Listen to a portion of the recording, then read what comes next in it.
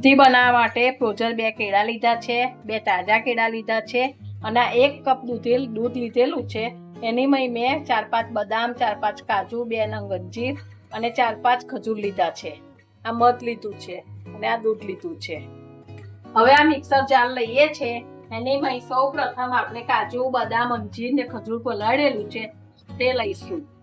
એક વખત એને ગ્રાઇન્ડ કરી લઈશું। આપણે ડ્રાયફ્રૂટ ક્રશ કરી લઈએ છે એટલે આખા રહેતા નથી અંદર। હવે આપણે આ ફ્રોઝન કેળા નાખીશું।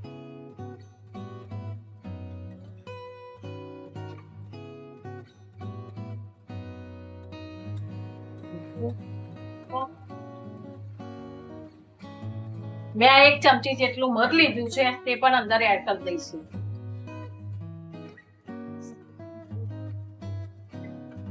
ચાર કેળા લીધા છે એની સામે અમે 500 ગ્રામ દૂધ લીધું છે। હવે આપણે 2 સમારીને તાજા કેળા લઈ લઈશું। હવે ફરી એને આપણે ક્રશ કરીશું। જો હવે આપણું બધું ક્રશ થયેલું સર્વિંગ માટે તૈયાર છે। ડ્રાયફ્રૂટથી ભરપૂર આપણી કેળાની સ્મૂધી વ્રતમાં લઈ શકીએ તે તૈયાર છે।